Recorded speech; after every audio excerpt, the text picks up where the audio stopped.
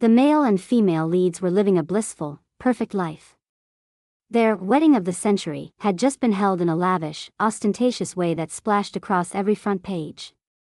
Meanwhile, I was curled up in a tiny rented room. I looked up at the TV screen, at their beaming faces. Because I was just the cannon fodder supporting actress in this novel. The man who was supposed to be my husband was the main villain, the one who kept obstructing the male lead's path to success.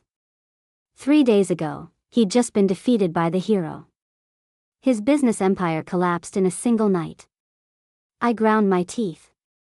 If I'd transmigrated just 3 days earlier, I might be in some private villa right now, driving a supercar, maybe even having my own private jet. Right now I had one cold, rubbery donut in my hand.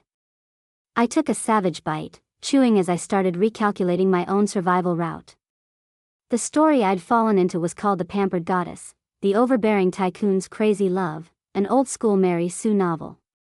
It told the love story between the male lead, Leo Lei, and the female lead, Elaine Xiao, a love filled with chases, misunderstandings, and melodrama. In the end, they reunited and lived happily ever after. As for me, I'd transmigrated into the body of Nina Liu, wife of Adrian Lei, Leo's uncle. In the Lei family, there were 2 sons. The eldest was Leo's father, who had passed away early. The younger was the son of the second wife, named Adrian Lei. Old Master Lei only had Adrian when he was already old, so he doted on him endlessly. But in Leo's eyes, Adrian's mother was a gold digger, someone blocking his path to power. To be fair, Adrian was a little pitiful, spoiled as a child, but then he'd built an entire business empire with his own hands as an adult.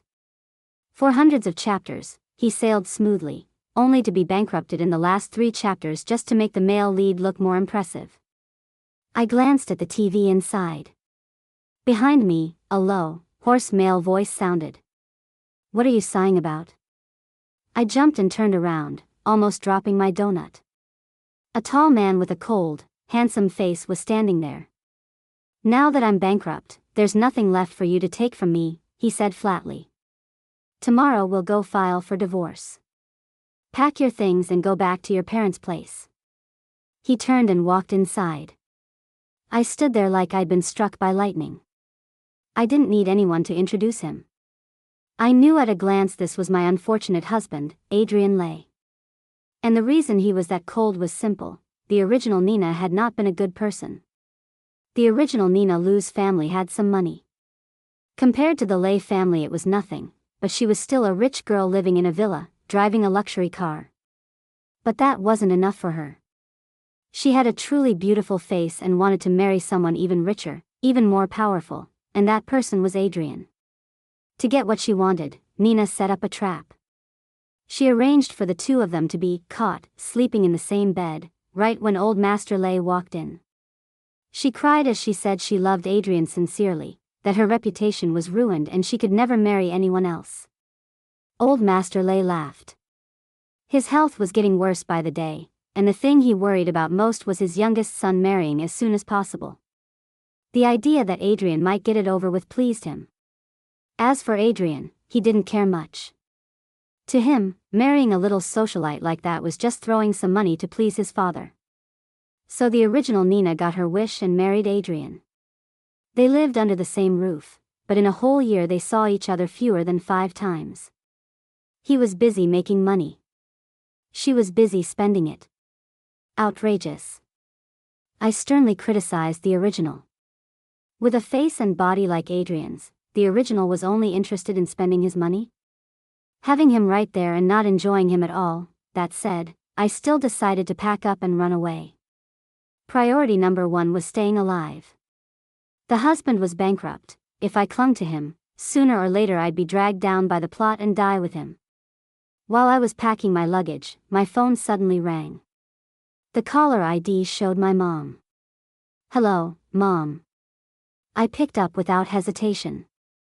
I was going back to my parents anyway. "Nina, are you free today? Come home for a visit." "I'm free." I was just about to come back. A perfect match. I just decided to go home, and they called. After I finished packing, I hesitated, then decided I should at least tell my unlucky husband I was going out. Knock, knock. No response. Adrian? I called. Silence. I lowered my voice. Honey? After a moment, his voice drifted out. What is it? I'm going out for a bit. I'll probably be back late. Just Seriously? Ice cold. I left the house and took the bus. Everything went smoothly. I soon arrived at my family's front door. A villa. My eyes grew misty. The life of a rich young lady, I had returned. Mom, Dad, I'm home. Nina, you're back. Come in. Today I made your favorite braised ribs. As soon as I stepped through the door, a beautiful woman greeted me with a smile. Her voice was so gentle it made my heart melt. My mom really did look like she'd walked out of a painting. And on top of that, she could cook. The very definition of a rare treasure. Maybe I was this pretty thanks to great genetics. Mr. Lou, your daughter is home. Mom called toward the kitchen. A slightly chubby figure came out, wearing a bright pink Peppa Pig apron. I nearly burst out laughing. So Dad was the chef. You came back at the perfect time. The ribs are just ready. Sit down and eat. Dad smiled kindly, his round face full of Buddha-like benevolence. I obediently sat and picked up my chopsticks. My parents sat across from me, clearly wanting to say something but hesitating, glancing at me, then at each other. If you have something to say, just say it. I looked up, unable to hold back. Sweetheart, are you all right? Dad asked carefully. I'm fine. The food's delicious. I said, reaching for another rib. As long as you're eating well. Haha, I love watching you eat. You were always dieting before. This is much better. I'll cook for you again next time. Stop stalling and get to the point, my beautiful mom cut in. She pulled out a bank card and set it on the table. Nina, this is all the cash we could scrape together. Take it and give it to Adrian. I froze. Give it to him? What for? He must be short on money right now. We can't help much, but we hope you'll give him this so he has a bit more to rebuild his business. My jaw dropped. Rebuild his business. In my head, one big line appeared, no way. How could a reborn villain possibly outshine the male lead's halo? That's a waste, I started. We shouldn't throw money away like. Before I could finish, Dad's face hardened. What are you saying? How can it be a waste? Adrian is going through his toughest time. As his wife, you should support him. What wife? If they knew I'd just dropped into this body, they'd probably faint. Dad continued, back then, when you snagged that piece of swan meat, now the swan is in trouble and you want to turn your back? What did I teach you growing up? Piece of swan meat, so Dad was implying I was a toad? I stroked my pretty face. Had anyone ever seen a toad this gorgeous? Enough. Mom pulled my hand. Nina, old Mr. Lay passed away a year ago, and less than 6 months later, Madame Lay followed. Leo has always had a difficult temperament and never wanted Adrian to live in peace. Now Adrian has no one left. We're his only relatives. He may look cold, but he's always been good to you and to us. Dad nodded. That's right. He's helped me quite a lot too. In this industry it's hard to get by without someone like him. After their ideological education session, I had no choice but to obediently accept the bank card and a thermos of hot braised ribs, then head back. On the way, the night wind blew through my hair as I muttered to myself. If the original story had already ended, did the protagonist's halo still work? Could a villain actually stage a comeback? Before I found an answer, I'd reached our front door. Knock, knock. Honey. I called. This time, the door opened quickly. What is it? Adrian's voice was as cold as ever. Gorgeous man, icy tone. Honestly dangerous. You haven't eaten, right? My dad just made braised ribs. I brought you some. I raised the thermos like an offering. Thanks. I don't need it. So polite. We're family. I grabbed his wrist and dragged him to the living room. Try it.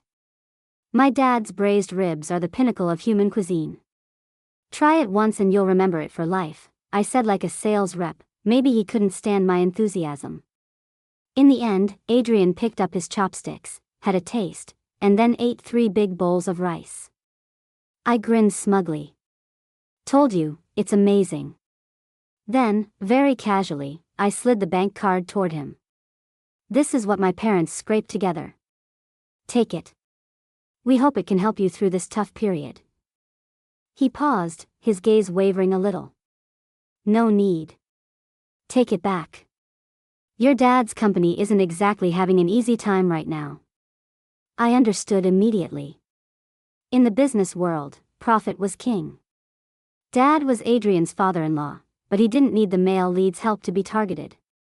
A man like Dad, with a reputation for integrity and long-term relationships, only survived thanks to loyal clients and credibility. Otherwise he'd have been dragged into the vortex long ago. Just take it. This is their goodwill. Use what you need. I shoved the card into his hand. Adrian lowered his head, stared for a long moment, then looked at me, his eyes complicated. After a while, he finally said, very softly, "Thank you." The next morning, I walked out of the bedroom with dark circles under my eyes. The smell of food filled the house. Breakfast was already laid out on the table. Adrian, wearing an apron, set down a plate of fried eggs. You're up. Have breakfast. I sat down, still half asleep, and took a bite. It was delicious. Like, criminally delicious. This man wasn't just handsome and smart, he could also cook. Ridiculous. How do you know how to cook? Aren't you a pampered young master? Studied abroad, learned out of necessity. We changed chefs a few times and none suited my taste, so I figured I'd just cook for myself. I nodded seriously, already thinking about persuading him to open a restaurant. With skills like this, getting rich would be a matter of time. What else can you cook? There are still so many dishes you haven't made for me yet. This wasn't because I was greedy. It was purely to test his potential for my future wealth plan. No. Adrian wiped his mouth with a napkin and rejected me on the spot. Unbelievable. How could anyone refuse a meal with a beauty like me? I clutched my heart in pain. What a heartless man. He'd just eaten my dad's ribs yesterday and already he was turning his back on us. I was about to cry in protest when Adrian cut me off. We're out of groceries. Later, come to the supermarket with me. Fine. I swallowed my tears and kept eating. I had to be full if I was going to work hard for my husband. After breakfast, Adrian took me across several streets to a huge supermarket. We walked one loop, and I was stunned. A single head of Napa cabbage cost 236 yuan. 3 tomatoes cost 225. How generous of them. This supermarket could have just robbed me outright, but they were kind enough to at least give me some vegetables in return. A proper daylight robbery. Hard to believe that under the light of socialism there could still be such a shameless supermarket.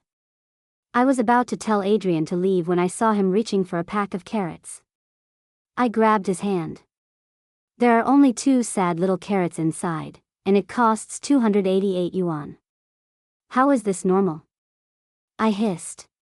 Hearing that, Adrian looked down at the price tag, then said in all seriousness, "Does seem a bit cheap.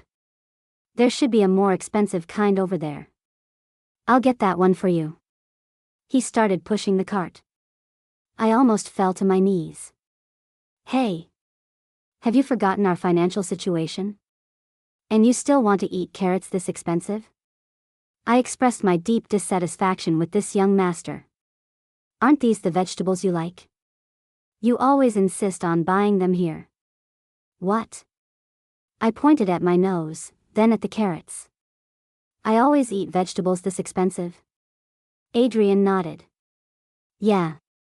Whenever we went back to the old house, you specifically told the butler to come here for vegetables. Isn't this your favorite? I don't like them anymore. I quickly tugged his sleeve, stopping him from stuffing even more overpriced produce into the cart. Let's go. We're not buying anything here. See that market in the east? With 288 yuan I could build you an entire carrot kingdom. I marched away triumphantly, then a sharp pain stabbed my foot. Who had just stepped on my foot? In heels too, I looked up, annoyed, and found a woman in a white dress with red, teary eyes gazing at me pitifully. Judging by her expression, I had questions. Was I the one being stepped on, or was she? I glanced down. Her high heel was planted firmly on my toe. Suddenly, someone yanked me back, freeing my foot. Adrian's face was stormy as he pulled me into his arms. The woman in white, losing her balance as I stumbled backward, fell into someone else's embrace. A man in a suit rushed up, catching her. He bent down, asking worriedly, "Elaine, are you okay?" "I'm fine, Leo," she sniffled. Elaine and Leo, I stared at the two familiar faces and realized something. Weren't these the very same male and female leads whose wedding I'd watched on TV the day I transmigrated? What kind of cursed luck was this? While I was still marveling at my misfortune, Leo raised his head and stared at me with open hostility. "Why are you picking on Elaine?" he demanded. "Who was picking on who here? Who picked on her?" "She stepped on my foot," I said, incredulous. I was the victim here, yet the troublemaker was acting like the aggrieved one. If you weren't bullying her, why did she almost fall? Maybe her cerebellum is underdeveloped. I was about to fire back more, but Adrian beat me to it. His tone was even colder than Leo's. "The lady over there." Leo's eyes bulged with rage, but Elaine quickly stepped in. "Leo, it was my fault. I accidentally stepped on Miss Lu's foot. Don't argue, okay? You stepped on me and your man still wants to pick a fight. I haven't even asked you to pay my medical bills," I snapped. "What kind of people are you?" I just heard Miss Lu say she wanted to buy vegetables at the market, so I was a little surprised and lost my footing. Elaine murmured meekly. Her name suited her, soft and wilting. As soon as she said that, Leo's expression turned smug again. "So you can't afford to buy groceries here? You should have said so. After all, Adrian and I are related. If you just asked, I'd give you as much money as you want." "Great. 15 million. Thanks." I held out my hand. "Cash or transfer?" Leo choked, his sarcasm stuck halfway out. "What's wrong? Can't take out 15 million? You just said you'd give us money. Don't tell me you were bluffing. That can't be it, right, honey?" I turned to Adrian. I might have been imagining it, but Adrian seemed to smirk, a faint dimple appearing in his cheek. "Adrian, I didn't expect you to have fallen this far. Your wife has to beg me for money now?" Leo sneered as he recovered. "There's a saying," Adrian replied coolly. "When a tiger falls to the flatlands, the dogs start barking. Aren't you standing here barking in front of me right now?" Sharp tongue. This man's venomous mouth suited me. I was about to join in and unleash my own trash-talking skills when the world suddenly spun. By the time I came to, I was in Adrian's arms again. "Put me down. I haven't finished arguing yet." I squirmed. If I didn't go all out today, I'd regret it every time I remembered this later. Adrian sighed and carried me right up to Leo and Elaine. I smiled sweetly and leaned in close to Elaine's delicate face. "What's so strange about buying vegetables at the market? Weren't you eating market vegetables for the first 20+ years of your life?" I murmured. A muddy little sparrow flies up to a high branch and suddenly thinks it's a phoenix that can look down on me. Watching Elaine's pale, tear-streaked face slowly turn green, I felt very satisfied. "Let's go, honey," I said, "and let my husband carry me away." All the way out of the supermarket, I remained smug. First confrontation with the male and female leads, husband and wife, total victory. Come on, let's go to the market. I'll build you that carrot kingdom. Adrian set me down on a bench in the plaza and shot me a sideways look. Build what? Doesn't your foot hurt? Now that he mentioned it, it hurt like hell. I'd been so absorbed in arguing that I hadn't felt it. The pain arrived late and almost made me cry. Adrian knelt on one knee, gently removed my shoe and sock, resting my foot on his knee. A large bruise had already spread across the top of my foot, and 2 toes were swollen. He glanced at it once, then scooped me up again. Hospital. This time, I didn't argue. My foot looked bad. Did Elaine hate me enough to stomp me to death? What if the bone was broken? Would it leave a scar? Would I be crippled? The more I thought, the more panicked I became. I cried while blowing my nose, wiping everything on Adrian's shirt. He pressed his lips together and carried me into the hospital, the whole world tilting beneath us. By the time I was set down in front of the orthopedics doctor, I'd calmed down a bit. Doctor, is her foot okay? Adrian asked before I could speak. The doctor examined me, asked a few questions, then smiled kindly. She's fine. No bone damage. Just a mild contusion. Her skin is pale so it looks worse than it is. Once the blood disperses, she'll be fine. As he finished, I heard Adrian exhale in relief. But if you're still worried, you can get an X-ray, the doctor added, handing us a slip. After a few tests, I sat in the hospital hallway, embarrassed as I remembered how dramatically I'd cried. Sorry, your shirt's a mess because of me. I mumbled. Adrian shook his head. It's not your fault. If anything, this happened because of me. Don't say that. Seeing those two today just made me more certain you'll definitely rebuild your business. I rolled my eyes, thinking about Leo's behavior. That guy doesn't look like a leader at all. Adrian glanced at me, voice quiet. If he's that hopeless and I'm a bankrupt loser, doesn't that make me worse? I froze. That's because you weren't the main character. He has the male lead halo. You don't. Of course I couldn't say that. I was trying to think of something to say when Adrian smiled faintly. A tiny dimple appeared at the corner of his lips if you looked closely. Relax. I was teasing you. I know I'm better than him, he said, ruffling my hair. Sit here. I'll go pick up your medicine. After he left, I realized the orthopedist had come back. Your boyfriend? He asked. You two seem really close. I laughed and didn't explain that we were actually married. With strangers, there was no need to clarify.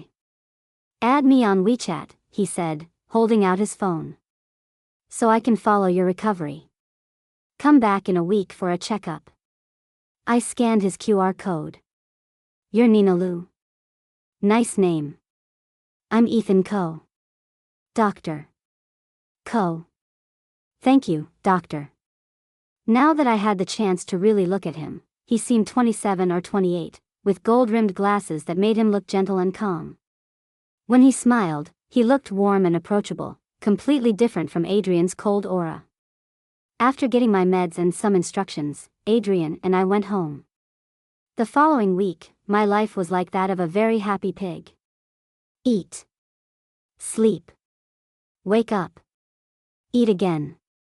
In 3 days, I gained 4 or 5 pounds. Couldn't even blame anyone. Every day Adrian made a different dish: minced pork congee, braised fish, ginseng chicken soup. For a bankrupt man, he cooked like a god. It was terrifying how addictive it was. On the day of my checkup, I texted him. Nina, Adrian, you don't have to come home early to cook tonight. I'm making a lunchbox and bringing it to your office. Adrian, no need. Be careful with your foot. Don't walk too much. Nina, I'm fine. My foot's healed. The hospital's near your company anyway. I'll just swing by. Adrian, okay. Be careful. I smiled, put away my phone, and began cooking.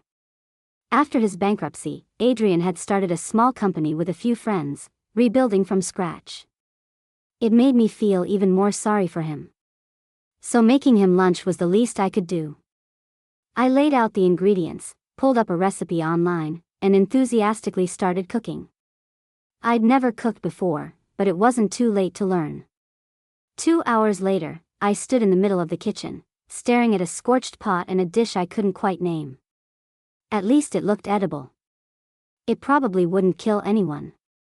I comforted myself, packed it into a lunchbox, and headed out cheerfully. The plan: check my foot at the hospital, then drop off lunch for Adrian. Everything went smoothly until I got to the orthopedics department and saw an empty office. Dr. Ko had vanished. He'd specifically told me to come back today. I looked around, frowning. Maybe he had an emergency surgery. Not wanting to delay Adrian's lunch, I decided to stroll around the hospital and see if I could find him. If not, I'd drop off lunch first and come back later. Never would have guessed that this random decision would steer everything in a completely different direction.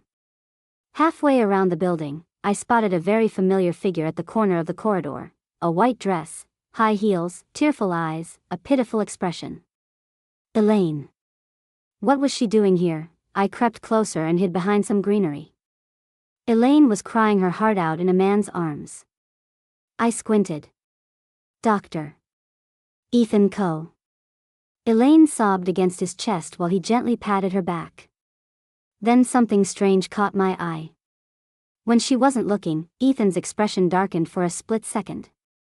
A flicker of something cold passed through his eyes. Then his face smoothed over and he looked gentle again. Probably imagining it, I muttered. A warm, gentle second male lead shouldn't have that kind of expression. As they seemed to be wrapping up their conversation, I quietly slipped back to his office and pretended I'd been waiting there all along. Sure enough, Ethan returned shortly. Sorry to keep you waiting, Miss Liu, he said with his usual soft smile. It's fine. I just got here. Plus, I just enjoyed a live melodrama. Leaving the hospital, I headed straight for Adrian's company with the lunchbox. Honey, hungry? I cooked for you today, I announced as I walked into his office. But there were a lot of people inside. It looked like a meeting.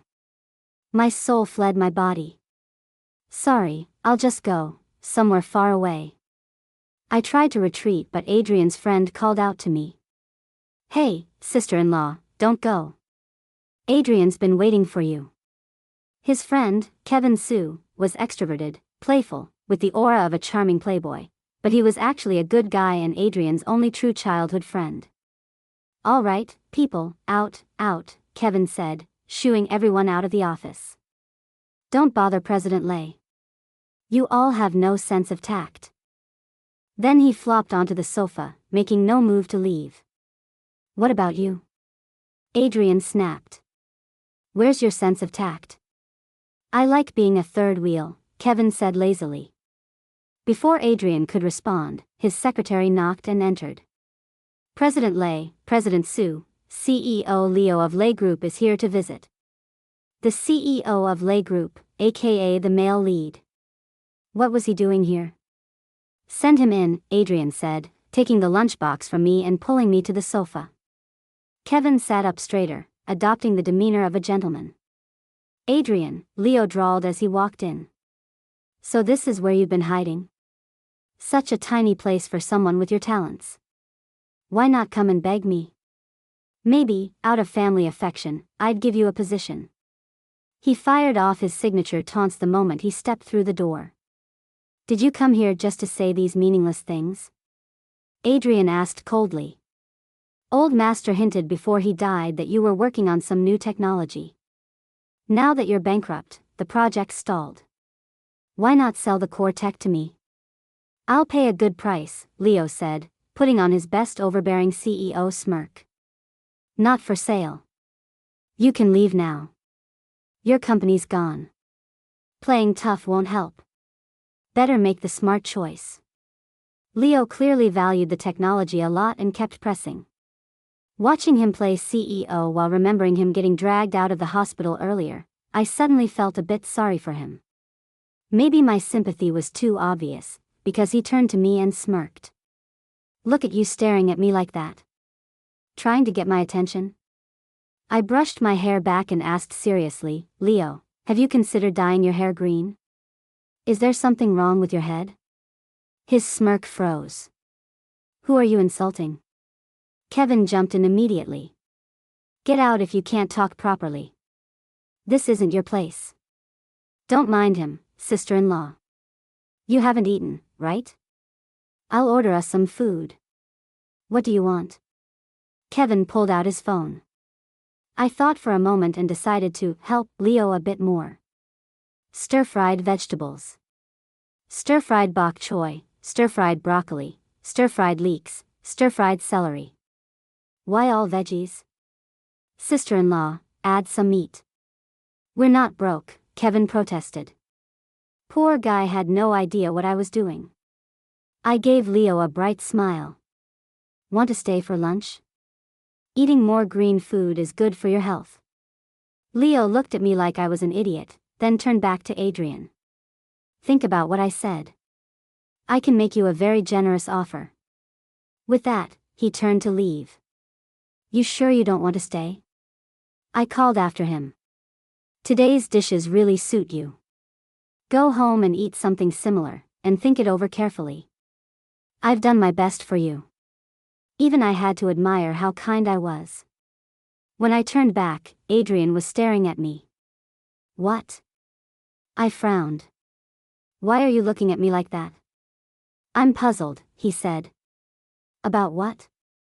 "Why you're being so nice to him." "What? I thought you hated him." "I do." "Then why would you order all those vegetables for him?" I paused for 2 beats, then answered solemnly, "Because eating more greens is good for your health. I want him to live longer and experience more of life's ups and downs." Kevin nearly choked. Adrian's lips twitched slightly, but he said nothing. At that moment, Kevin finally noticed the lunchbox. "Whoa, is this homemade?" "Sister-in-law, let me try a bite." He reached for it. "No." Adrian shot to his feet to snatch it back. Kevin dodged him and quickly took a bite. "Can't catch me, can't catch me," he gagged and spat it out immediately. I froze. Was it really that bad? I had followed the recipe. Sure, it was a bit burnt, but it couldn't be that bad. Kevin crawled toward me dramatically. "Sister-in-law, if Adrian did something to upset you, just tell him. There's no need to torture him like this." Adrian yanked the lunchbox out of his hands. "Get lost." Kevin retreated, probably to continue vomiting in the restroom. Adrian picked through the food, tossed out the part Kevin had eaten, and prepared to eat the rest. "Stop. Let's just order takeout today." "I'll practice more," I said quickly. "No need." Adrian calmly continued eating. Watching him, face unchanged, I began to suspect Kevin was just being dramatic. It couldn't be that bad. I grabbed some with my chopsticks for a taste, eager to try my first homemade dish. Adrian blocked me. "If Nina makes a lunchbox for me, then only I get to eat it," he said calmly. "You can eat the green dishes you just ordered." Stingy. Extremely stingy. So we sat together in his office. He ate my poison, I ate takeout. Peaceful afternoon. I even turned on the TV to see what was on. Recently, the stock price of Lay Group had been plunging. Their attempt to acquire land on the eastern outskirts had failed thanks to poor decision-making. No wonder Leo had been so desperate to get that tech from Adrian. His company was in trouble. I stared at the news on the screen. "Eat. If it gets cold, your stomach will hurt," Adrian said, turning off the TV. I suddenly lost my appetite. In overbearing CEO novels, the male lead's love life might be a mess, but his business was always perfect. Even if he spent all day chasing the female lead, his company somehow never had any issues. Stocks falling because of bad decisions? That wasn't supposed to happen to a male lead. I thought about it for a while but got nowhere. Forget it. Living well myself was what mattered. Recently, my life had been very comfortable. Every day was calm. In the morning I went to the market, at noon I practiced cooking, in the afternoon I took lunch to Adrian. I loved this rhythm, light, peaceful, no more fear of the plot, no more concern about where the protagonists were in their love story. They could live in their own world. I just wanted to live in mine. One day, after buying vegetables at the market, I passed a little flower shop. The bright flowers in the sun were instantly uplifting. I thought it'd be nice to put a bouquet in the living room.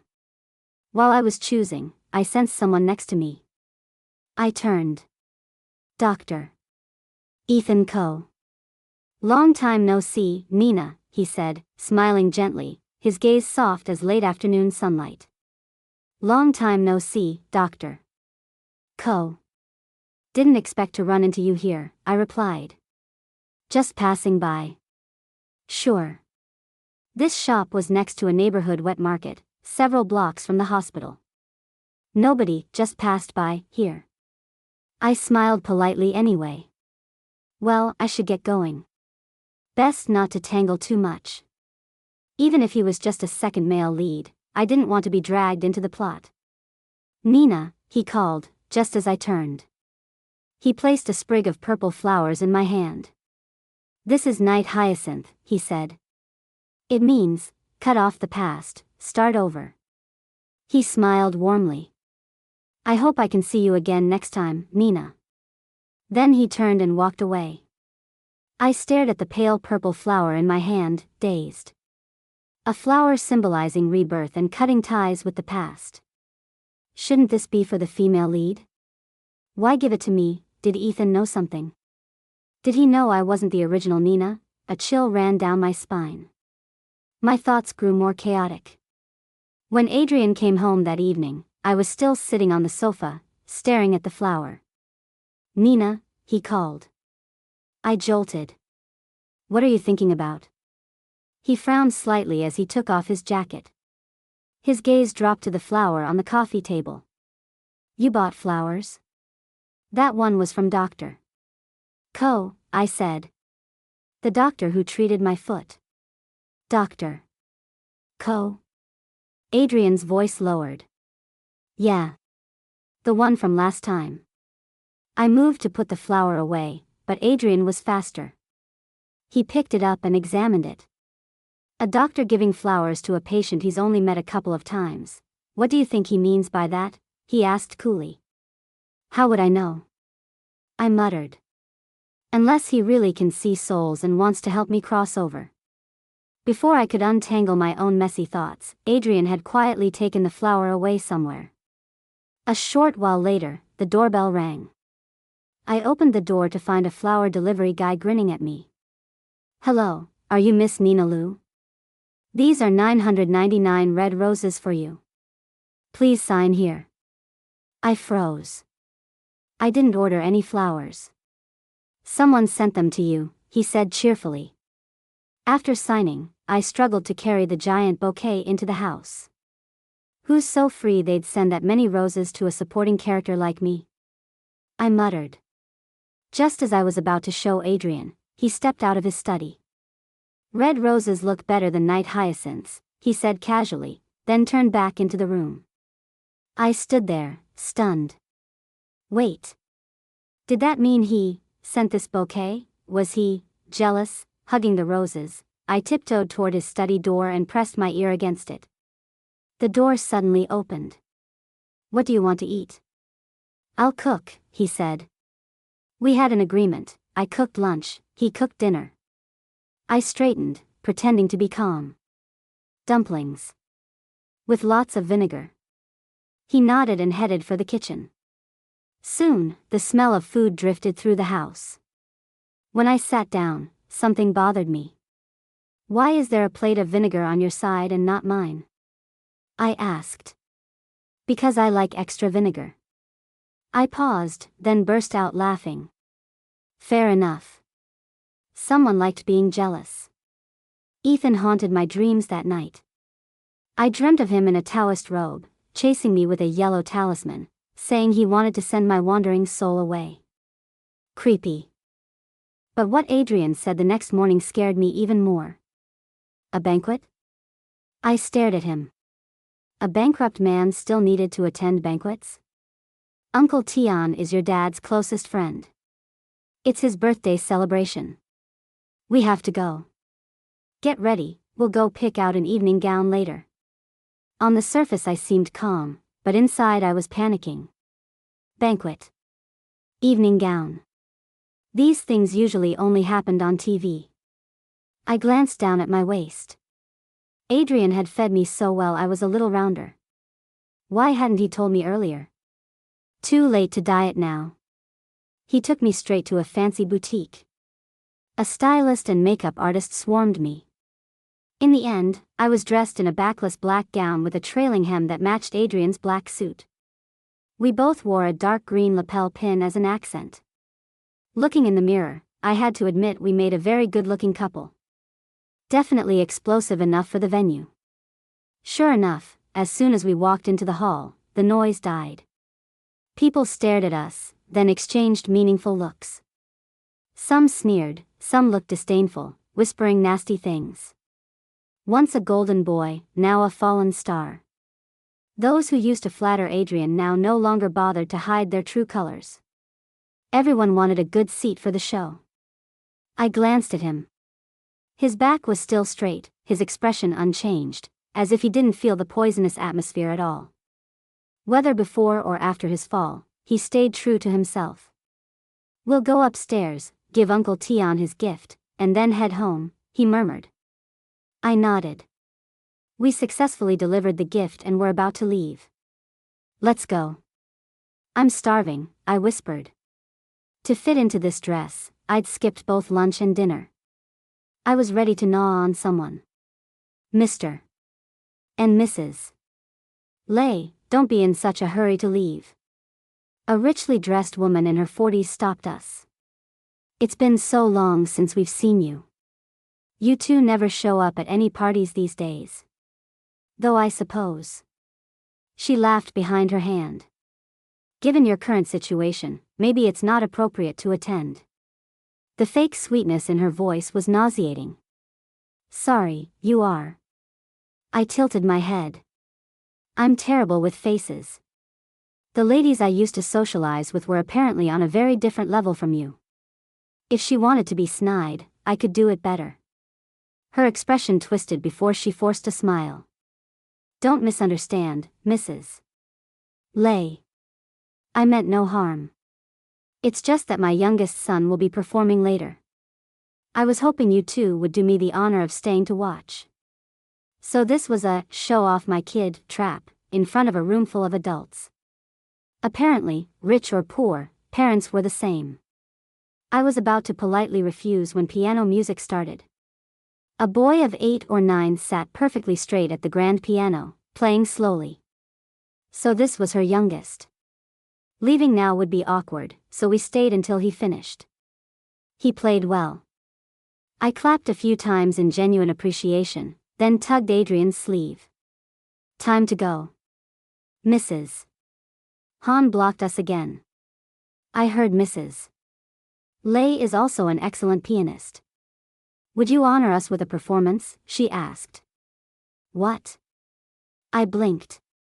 The original Nina had learned piano for a year as a child and quit because it was too hard. After all these years, she couldn't even play Happy Birthday. As for me, I was more suited to fighting than playing piano. Such talent, Miss Lu, Leo's voice chimed in. He'd appeared out of nowhere with a glass of wine in one hand and Elaine in the other. If you're too shy to play, Adrian can perform instead. Family and all. It was obvious that Mrs. Han and Leo had planned this. Their goal, humiliate us. If we backed out, we'd look like cowards. If we played and butchered the piece, we'd be mocked even more. Leo really knew how to play dirty. What's wrong? Don't tell me you don't dare, he taunted. People began to gather, curious. Adrian started to say something, but I cut him off. Nothing to be afraid of. I'll do it, I said calmly. Leo smiled triumphantly, ready to deliver the coup de grace. I beat him to it. Perfect. Thank you, dear, I said sweetly. Don't embarrass your uncle and me, okay? His smile froze. The crowd looked stunned. Go on, my dear nephew, I encouraged, patting his shoulder. That kid earlier played so well. As family, we can't be worse, right? Are you insane? Leo hissed. Is that how you talk to your aunt? I scolded. Look at that child. He played perfectly without fuss. You know 8 languages and a dozen instruments. Why are you hesitating? Useless. What's the point of raising you? Silently, I gave myself a thumbs up. That was some high-level parenting. Sorry, everyone, I said with a gracious smile. Our nephew's not very sensible. We'll save his performance for another day. While they were still processing that, I grabbed Adrian's wrist and tried to slip away. He wouldn't budge. He was looking at me with amused eyes. Is this how you plan to seduce me? He asked softly. If we don't run now, Leo will come to his senses and it'll be harder to leave. Adrian interlaced his fingers with mine and turned back to the crowd. I'll remember everything you've done tonight, he said calmly, his gaze sweeping the room. Given his old reputation, the threat landed. Faces darkened. The crowd parted automatically, forming a path for us. Only after we stepped out of the hall did I finally relax. Don't be fooled by my sharp tongue. Inside, I'd been forcing it the whole time. Where to now, Miss Lu? Adrian teased. Eat. What else? I'm starving, I said, then spotted a Jianbing cart parked outside the venue. Had I gone delirious from hunger? A place like this actually allowed a street food cart to park at the entrance, perfect timing. Hungry girl, Jianbing cart. 1 Jianbing, add sausage, extra egg, spicy dried meat, and fried chicken. Thanks, I said. Tonight had been rough. I deserved a treat. The vendor was a woman with a headscarf and mask. She started cooking smoothly. The more I watched, the more familiar she looked. Have we met before? I asked. No, she said quickly, pulling her mask higher. We have, I insisted. You used to sell Jianbing under my old building. I knew it. You looked familiar. That first time I had your Jianbing, it was under my place. I remember you bought once and never came back, she said with an awkward laugh. So you moved and I just followed the money to this area. I took the Jianbing and walked away with Adrian. Once we were farther, I suddenly shivered. How did she know my last name is Lu? Do you think she's a spy? Is the Jianbing poisoned? Adrian rubbed my head. What are you imagining now? Just eat it. Nothing is that dramatic. This is a novel world. Overbearing CEOs wake up in 500 square meter beds. A street vendor recognizing you is nothing. Since he said it was fine, it was probably fine. I took a big bite. It was so good I almost cried. Poison or not, I'd accept my fate. Sorry, Nina, Adrian said quietly. I dragged you into all this. If not for that banquet, you wouldn't have gone through. If not for that banquet, I wouldn't have eaten this amazing Jianbing. I cut him off, smiling. Why do you always apologize? You apologized when my foot got hurt too. It's not like you. I only apologize to you, he said, eyes crinkling as he smiled. Dangerous. Handsome men made bad decisions look good. After the banquet, Adrian threw himself into work even harder. I, in turn, became even more diligent about bringing him lunch. One day, while I was watching him eat, my phone rang. Hello, Nina. Mom's gentle voice came through. What are you doing? Busy lately? I'm bringing lunch to Adrian. Things have been hectic and I've neglected you and Dad. That's on me. bringing lunch to Adrian? Your dad loves you so much and he's never eaten your cooking, Dad complained in the background. I'm just practicing, I said. I'm basically a top chef now. I'll come home and cook for you tonight. After some happy laughter, I hung up and started packing up. Who are you cooking for? Adrian asked. My parents. I'll go visit them. It's been a while. I picked up the lunchbox, ready to leave, but Adrian caught my wrist. His expression was conflicted. I thought we agreed, he said. Food you cook is only for me. You're so stingy. You used that excuse to monopolize my cooking and force me to eat takeout. I still haven't tasted my own food properly. This time, I'm going to impress Dad. How about I come too? It's been a while since I saw your parents. I'll cook, Adrian offered, reaching for his jacket. I pushed him back. You're way too busy. How can you leave the company? I'll go myself. You focus on work. Good luck, okay? I breezed out, humming, already dreaming of Dad's braised ribs. Mom and Dad were waiting at the door of the villa when I arrived. Nina, you're finally here. Mom wrapped me in a hug. Come in, sweetheart. The ribs are done, Dad called. Same house. Same braised ribs. Same parents, now looking a bit more hesitant than usual. If you've got something to say it. Watching you like this makes me uncomfortable, I said around a rib bone. Nina, I heard about what happened at that banquet. Don't let those people get to you. If I'd been there, I'd have torn them apart for bullying my baby girl, Mom growled. Exactly. Mom's arguing skills were legendary. Dad had never won. Dad looked proud. I'm fine, I said, gnawing another rib. I thought of Leo's face when I called him dear nephew and felt much better. As long as you're happy and getting along with Adrian, we're relieved, Mom said. Do you have enough spending money? We still have some.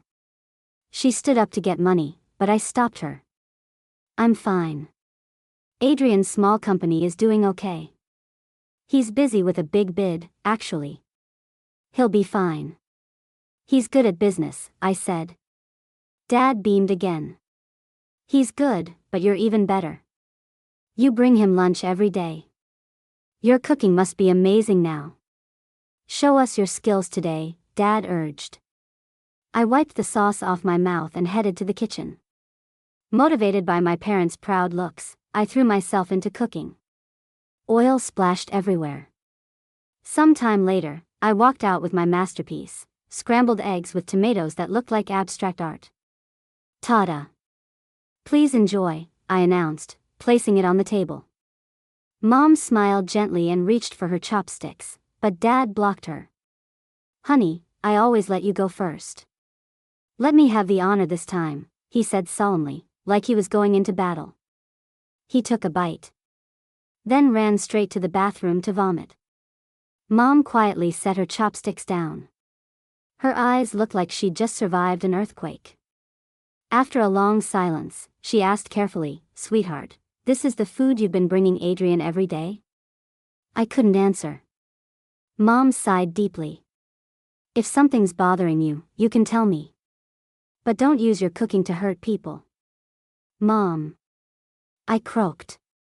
It really did look fine, smelled okay, the taste was just difficult to explain.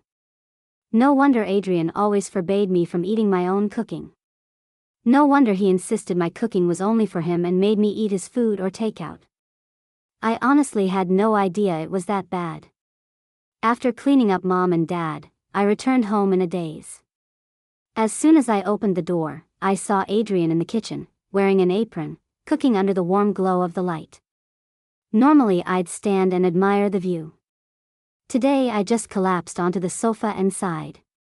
What's wrong, Nina? He asked. From now on, I'm not bringing you lunch anymore, I muttered. I have zero talent for cooking. Then I'll starve, he said in a morning tone. Better that than being poisoned. I glared at him, angry that he'd endured my food for so long, and even angrier that I didn't realize. He patted my head and laughed. "You're adorable," he said. "Did I poison you into stupidity? What's adorable about any of this?" Before I could explode, he added quietly, "Love makes everything look better." The air between us shifted. "Adrian?" I said. How about I sign you up for a national iron stomach championship? You'd win for sure." He didn't answer. Just walked away in silence. I stayed on the sofa, seriously wondering how much prize money an iron stomach title would bring. A week later, Adrian finally finished his marathon of overtime. The bidding. From a banquet straight to a tender meeting. Colorful life. "This is the result of all our efforts these past weeks," he said. "I want you to see it." "Wow. Confident much, President Lay?" I teased. "Of course," he said. "Oh, and your dear nephew will be there too." I rolled my eyes. Ever since the banquet, he kept calling Leo your dear nephew. Leo's the male lead. Even if the world crumbled, he was usually invincible in business. But somehow I had faith Adrian wouldn't lose. The bidding took place in a large hall. Leo arrived with Elaine, arrogance radiating from him. He glanced at us like we were beneath him.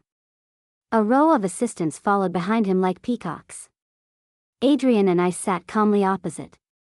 Kevin leaned over and whispered, "Does his face always look like it's cramping?" I almost laughed out loud. After all the presentations, the results were announced. The winning bid goes to Adrian Lay. We walked out under Leo's furious glare. "Adrian, beating me once doesn't mean anything," Leo spat. "Don't get cocky." I nearly burst out laughing. Classic line. First episode loser CEO. Adrian just raised an eyebrow. If I remember correctly, the exact line is, "Beating me once means nothing. The road ahead is long. We'll see." Standing beside him, I thought, my husband delivered threats way better. "Leo, don't argue with him," Elaine piped up, eyes moist. "He's already bankrupt. Just pity him." I was ready to throw in a few barbs of my own when a Jianbing cart suddenly rolled down a nearby slope and slammed straight into Elaine. "Elaine!" Leo howled. I stared at the familiar cart and sighed internally. Her again. Leo carried Elaine to the hospital. I dragged Adrian along to watch the show.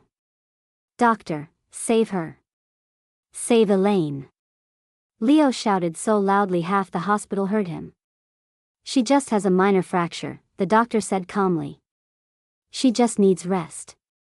Let other patients in. They've been waiting. Can you even call yourself a doctor? Look how much pain she's in. Get every specialist to examine her." Here it was, the classic CEO bullies doctors scene. "Her injury really doesn't require that," the doctor said helplessly. "Please make room for others." "Leo, I'm scared," Elaine cried. "Will I be okay?" "Don't be scared. I won't let anything happen to you," he vowed. Their Mary Sue plot was playing out in high definition right before me. Cringe level, maximum. "Bring me your director," Leo roared. "If anything happens to Elaine, you're all fired." The doctor quietly picked up the phone. "Security? We have a troublemaker here." A few minutes later, Leo was dragged out. Somehow the script felt off. "See," someone behind me muttered. I turned. Ethan again. This time, the gentle smile was gone. His eyes held something deep and unreadable. "Can we talk?" he asked. I glanced at Adrian. "Go ahead." "I'll wait here," he said. I followed Ethan to a small garden behind the hospital. "She's hurt again," Ethan said. "Do you know? Before this, she was never injured. No matter what happened, being bullied, even kidnapped, she'd never get hurt. Leo always saved her in time. Someone else always got hurt instead. Someone else? I asked. For example, me. Ethan opened his right hand. A thin scar ran across his palm. If you didn't look closely, you'd miss it. The last time she was kidnapped, I went to rescue her, he said. She came out perfectly fine. I got cut, lost too much blood. I'll never be able to hold a scalpel properly again. His voice was calm, but the words weren't. I was supposed to sacrifice everything for her and never complain. That's insane. Why? He asked, looking straight at me. Why? Because you were written to be a gentle, self-sacrificing second male lead, I thought. In that moment, I finally understood what had been feeling wrong. The story was entering its ending arc. The protagonist's halo was fading. Supporting characters were waking up. The world was no longer tightly controlled by the original plot. Everyone was starting to live their own lives. You're different, Nina, Ethan said. The last time you came to see me, I could tell. You changed a lot. I figured maybe you were like me, free from some kind of constraint. He smiled faintly. At first, after I fully woke up, I thought about getting revenge on Elaine. But then I realized I'd already wasted enough of my life on her. From now on, I want to live for myself. I exhaled slowly. That's good, I said. You deserve that. What are you two doing here? Elaine's voice cut through the air. She stood there with red eyes, leaning on crutches. Ethan. She whimpered. You've been so distant lately. Is it because she's clinging to you? Who's clinging to who?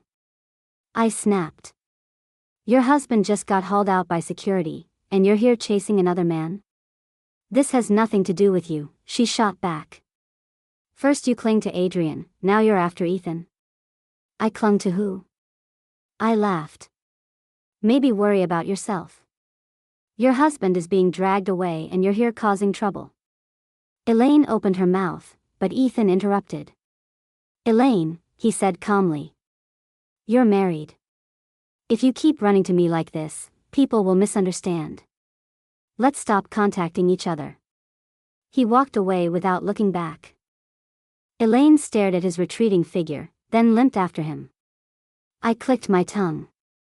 Even the author wouldn't recognize this plot anymore. I headed back to Adrian so we could go home and eat. Over the next little while, I heard various bits of gossip. Leo kept dragging Elaine to the police station, demanding that the Jianbing seller be prosecuted and imprisoned.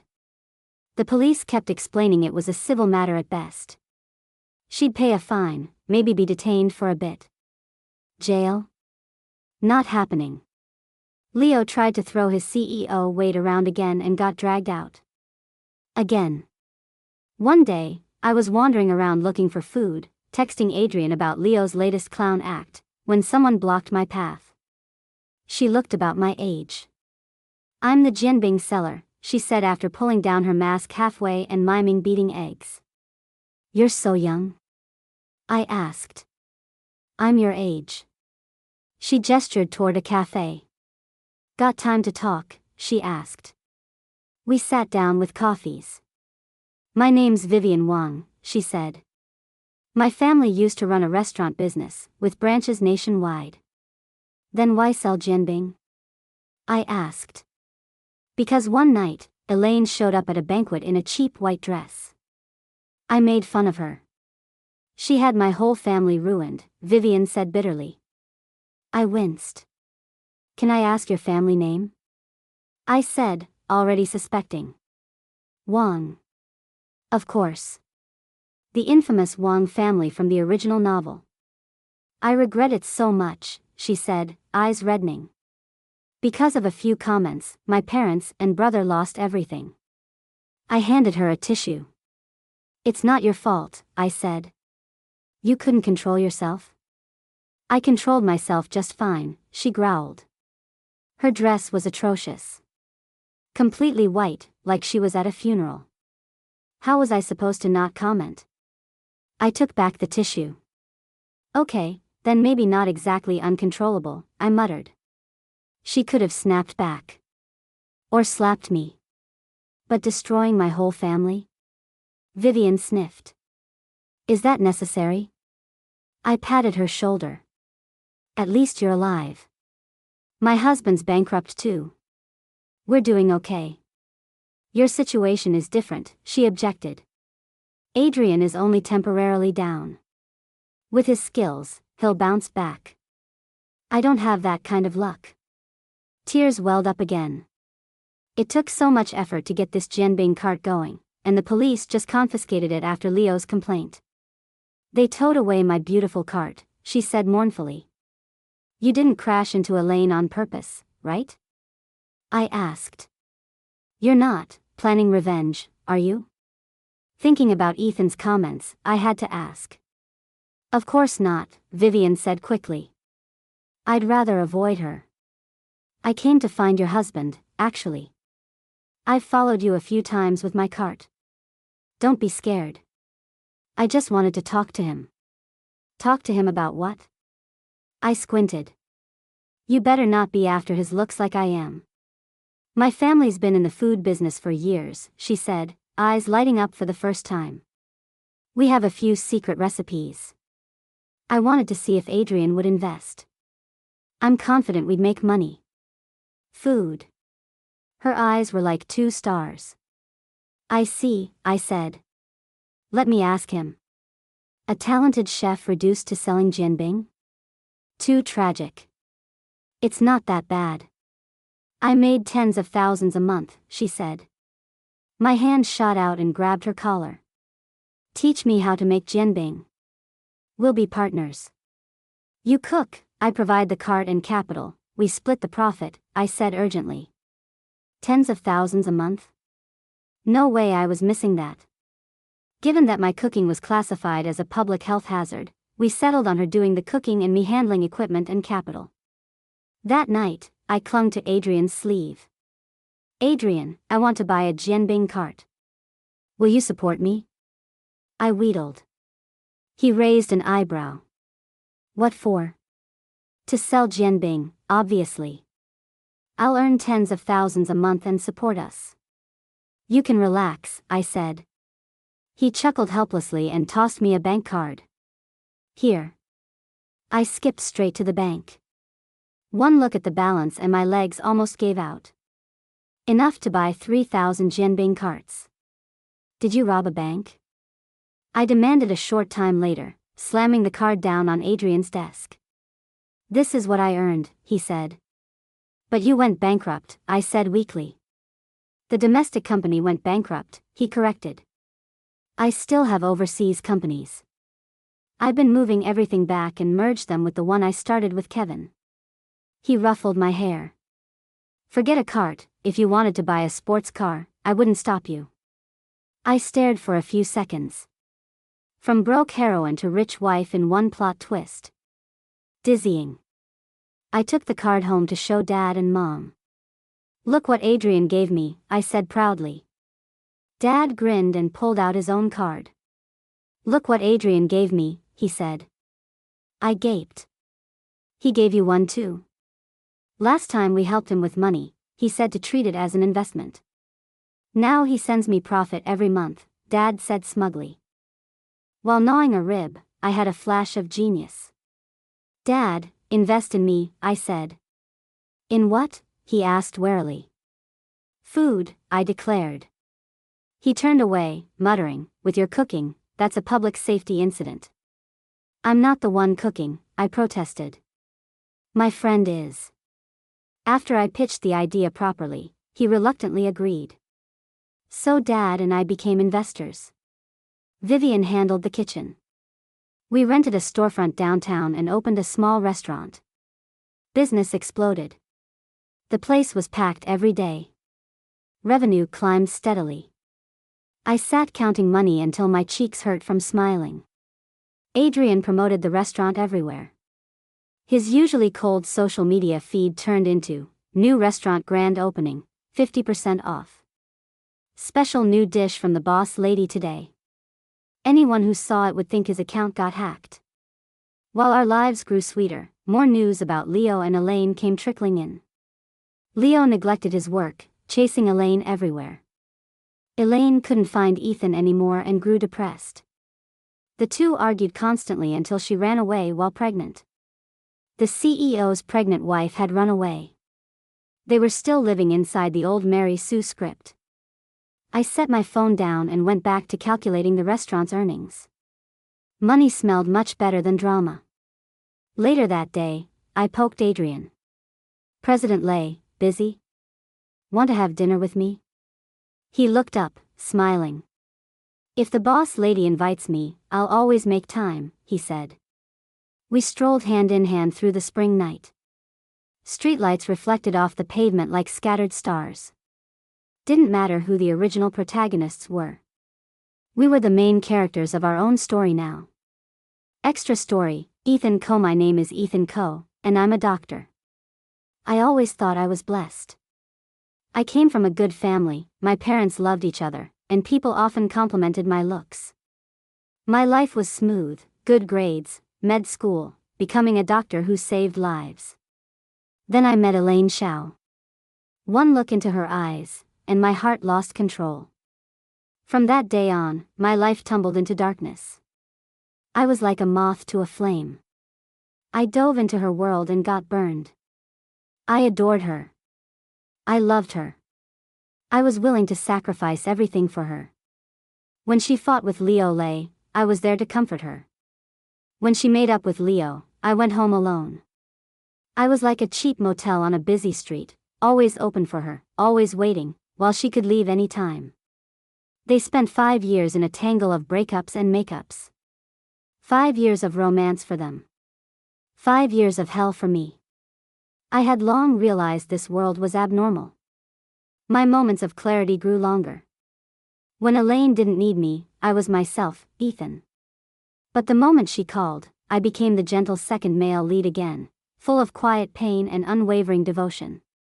I tried to escape the script. I locked myself at home, blocked her number, even flew abroad in the middle of the night. It never worked. She always got through. And whenever she needed me, I appeared beside her. Then came the kidnapping. I went to rescue her. She emerged unscathed. I left the warehouse with blood pouring from my hand, tendons damaged so badly I'd never wield a scalpel again. They stood there in that filthy warehouse, hugging and crying, resolving years of misunderstanding.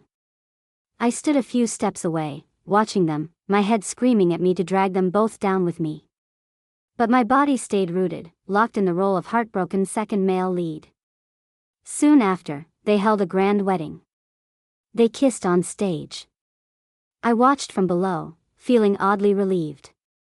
I sensed that all this madness was nearing its end. Then Nina Lu walked into my office. From the way she spoke, the way she looked at the world, I knew she was different from before. I had a bold thought, maybe she and I were the same, awake inside a world that used to control us. I started watching her. I even contrived to run into her at a flower shop and offered her a night hyacinth. The more I saw, the more certain I became, Nina was special. The world was changing. My mind was clearer. When Elaine cried into my chest, the old ache was still there, but it passed quickly. I could pull away. The day the Jianbing cart hit Elaine, and they came to the hospital, I knew it was over. For the first time, she was hurt. The rules of the world were breaking. The script no longer protected them. I thought about revenge. I even drafted plans. But then I saw Nina outside the crowd, watching them like an audience member. I realized I didn't need to do anything. I'd already lost too much time to those two. This ridiculous world had held me hostage long enough. Every second from now on belonged to me. No longer the gentle, tragic second lead. Just Ethan Coe. Nothing more, nothing less. Extra story, Nina Louie was eating jianbing, sprawled on the sofa under the air conditioner, watching TV dramas, when the butler walked in with a man. I now had a villa, a car, and a professional butler. All thanks to Adrian's efforts. Ma'am, this is the chef applying for the position, Butler Zhang said. Nice to meet you, ma'am. I'm Charles Chu. I studied culinary arts in the UK and US. I specialize in Western cuisine and desserts, the man said politely. In his crisp suit and neat hairstyle, he looked more like a corporate elite than a chef. He handed over his resume. His credentials were impressive. Charles. I began. He looked at me expectantly, waiting for my test. Can you make jianbing? I asked. What? His expression cracked. Jianbing. It's crispy and fragrant. Can you make it? I leaned forward eagerly. Our restaurant was doing so well that Vivian and I were thinking about expanding. We needed more chefs who could handle signature items. Charles's mouth twitched. Ma'am, I'm a professional chef with multiple international awards. My salary expectations are 50% above market rate. I raised one finger wordlessly. Ma'am, I'm from Tianjin. Jianbing is my specialty, he said smoothly, switching to a Tianjin accent for emphasis. You can rest assured. Perfect. Butler Zhang, take him to the restaurant and let Vivian test him, I said. They left. I flopped back on the sofa and opened the restaurant's monthly financial report. All those digits made me laugh out loud. You're laughing so happily. Counting money again? Adrian said as he walked in, loosening his tie. You're home early, I said. It was only 4 p.m. Came home early to be with you, he said. Really? Not really. I still have work upstairs, he admitted. I clicked my tongue. I sliced some fruit and brought it up to his study. Fruit break, I announced, nudging the door open. He quickly hid something in a drawer. Just leave it there. I'll have it later, he said stiffly. The mighty Adrian, flustered. Suspicious. I set the plate down and left. After changing clothes, I drove straight to the restaurant to bother Vivian. It was evening rush hour. Customers flowed in non-stop. A crowd gathered near the open kitchen, cheering and clapping. Charles was performing his jianbing skills. A few hours ago he'd been a stiff suit. Now he was in an apron and chef's hat, grinning like the human embodiment of sunshine. This guy really has two faces, I muttered. Nina, what are you doing here? I was just going to call you. Vivian pulled me into the office. What's up? I sprawled on her chair. I wanted to praise you, she said, dropping into the opposite seat. That chef you found is amazing. He cooks well, and he knows how to entertain guests. He's perfect. I barely heard her. My mind was stuck on Adrian's weird behavior. What's with that sigh? She asked. Don't tell me. She leaned in, eyes sparkling. Marital crisis already? Can you not be so excited over my misery? I snatched her sunflower seeds. Adrian's working. You're busy with the restaurant. If you two don't communicate, you'll drift apart, she said in a know-it-all tone. What should I do then? I asked. An evil smile spread across her face. That was how I ended up going home with a scandalously short dress in a paper bag. I sat on the bed, stared at it, took a deep breath, and put it on. Then I lay down and posed. If everything went according to Vivian's plan, Adrian would open the door and be stunned into submission. Reality, I held the pose for 10 minutes, got tired, closed my eyes to rest, and fell asleep. In my dream, I stood on a sun-drenched beach. A woman lounged on a chair with a drink, long legs crossed casually. She looked familiar. I walked closer. When she turned, I dropped my own drink. It was a face I'd never seen before, but the eyes and smile were too familiar. Nina, she said with a smile. You know me? I asked. Of course. Because I am Nina, too. My heart clenched. She was the original owner. Where are you now? Are you still in this body? I asked. She chuckled. No. I don't belong to this time and space anymore. I'm a rich businesswoman now, with a young playboy boyfriend. Much better than that cold fish Adrian of yours. He's not cold, I snapped automatically. She rolled her eyes. So you still like him? I'll never understand how you tolerate that man. I wanted to explain, but she grabbed my hand, her voice turning serious. There's not much time. I just want to ask one thing. Take good care of my parents. We can't come back. Before I could respond, a bright light surrounded her. She smiled and faded away. I jolted awake. Sweat soaked my forehead. My heart was racing. It was morning. Adrian was gone. He must have left for work. I sat up and reached for my clothes, only to find that the seductive mini dress had vanished, replaced by my usual long-sleeved pajamas. That man. He'd changed my clothes while I slept. Any attempt at romance from now on would make me feel like a clown. I washed up in a daze, still thinking about the dream. It felt too real to be just a dream. Thinking hard about something? Adrian's voice made me jump. You didn't go to work? I glanced at the clock. It was already 9:30. Not today. I want to spend the day with my wife, he said. He pushed me into the walk-in closet and handed me a set of casual clothes. He'd gone with sporty outfits for both of us. Couple outfits? I asked. Yeah. Hurry and get changed. I picked them out, he said. After a quick breakfast, we got into the car. Where are we going? I asked. Movies. There's a new romance out. I bought tickets, he said, unusually cheerful. At the theater, he bought popcorn and drinks. We sat in the dark like a normal couple, sharing snacks, holding hands in secret. After the movie, he took me to the amusement park. After that, a candlelit dinner. What's going on with you today? I asked over steak. I'm taking Nina on a proper date, he said seriously. I planned it carefully. My cheeks ached from smiling. What's next, then? I asked.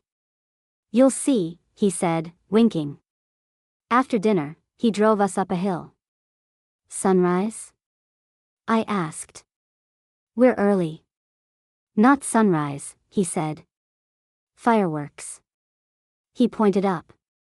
Bright colors bloomed across the night sky. The romantic cliché was killing me. My heart, however, didn't care and was hammering away. Nina, he said softly, and suddenly knelt on one knee, pulling out a ring. Thank you for coming into my life, he said. Will you marry me? Tears blurred my vision as I nodded. He slid the ring onto my finger and kissed me under the fireworks. We never did things properly, he murmured later. We skipped dating, proposals, a real wedding. I want to give you all of that. The 10th of next month is a good day. Let's set our wedding then. I bit into an apple lazily. But we're already married, I said. Adrian had basically swung by the registry office between meetings. Efficient, yes. Romantic, no. We can do it again, properly, he insisted. How do you want it? Slowly, I decided. We dated for a long time. He gave me flowers, surprises, different little romantic gestures every day. Finally, I agreed to start planning the wedding. One day, we went to the restaurant to drop off invitations. Since President Lay and our major shareholder are getting married, how much should I give as a gift? Vivian sighed dramatically as she took the envelope. I'm going broke because of you too. Before I could retort, a commotion started outside. Come on, is that really necessary over a few jianbing? A familiar voice complained. We went out to find Charles arguing with a man sprawled on the floor. The man had eaten 3 jianbing in a row, then collapsed, clutching his stomach and groaning loudly. We use fresh ingredients every day. Nothing's wrong with our food, Charles insisted. You're just here to cause trouble. I bent down. Sir, if you're really in pain, we should go to the hospital, I said. I'm not going anywhere. Give me 10,000 and we'll settle it privately. Otherwise I'm not getting up. Let's see how you run your business with me lying here, he said, face hidden. Classic scammer script. As Vivian pulled out her phone to call the police, the man panicked. Don't call the cops. 5,000. We can settle for 5,000, he said, scrambling up. His face was scruffy and tired, but unmistakably Leo. After some stunned silence, we pulled him into the office. How did you end up like this? I asked. After Elaine ran away with the baby, I chased her to the ends of the earth, he said bitterly. I neglected the company. The shareholders were already unhappy. We fought, reconciled. The company fell apart. I decided to marry a rich heiress to save it, but... He swallowed hard. She miscarried, he said. Then took the rest of my money and ran. The company collapsed completely. I didn't know whether to laugh or sigh. So you're... I began. I heard Elaine went to the harbor, he said. I want to go after her. But since the bankruptcy, I've been blacklisted. No flights, no high-speed trains. Someone said they could smuggle me there, but it costs 10,000. I don't have it. I glanced at Adrian. He was watching Leo with a complicated expression, one corner of his mouth lifted. What should we do? I asked silently. Whatever you want, he replied with his eyes. Utterly unreliable. In the end, I gave Leo tens of thousands in cash. He thanked me profusely, promising to pay me back when he had the money. I didn't hold my breath. On the way home, I leaned back in my seat. Your nephew has fallen so far he's extorting restaurants now. No reaction from you? I asked. Adrian chuckled. You really think he was just scamming? What do you mean? I frowned. There are cameras in every restaurant. If this were a real scam, the owner would have called the cops immediately. Leo's not that stupid. He chose your restaurant on purpose. He gave me a knowing look. He knows you'd give him money. Consider it progress. At least he knows how to bow his head now. We're family. Giving him some money is fine. Back then, he didn't go after my father-in-law's company too ruthlessly either. He parked. Come on, sweetheart. Stop thinking about other men. Think about our wedding instead. He leaned over and unbuckled my seatbelt, his voice low and warm. He wasn't wrong. More important than Leo and Elaine's never-ending drama was our own ceremony. We finalized guest lists, flowers, decorations. Every detail had to be perfect. Later, I heard that Leo had indeed reached the harbor and found Elaine. Most of the money he brought had been spent already. Still, he tried to rebuild something with her. Elaine had no skills, no job, and nowhere to go. She clung to him. They stayed stuck in their web of love and resentment. As for me, under a cloudless blue sky and the blessings of everyone I loved, I finally walked down the aisle in a white wedding dress. Adrian waited for me at the end of the red carpet, smiling so gently my heart trembled. He held out his hand. I placed mine in his. We exchanged vows, in wealth or poverty. In sickness or health. We would walk together, hand in hand. I smiled, bathed in the soft golden light of the decorations, and looked at the man beside me. Adrian, I said quietly. I'm really glad I met you. Thank you for sticking with this story. If you enjoyed it, don't forget to like, share, and subscribe to Lumaryn Stories so we can keep traveling through more worlds together. See you in the next story.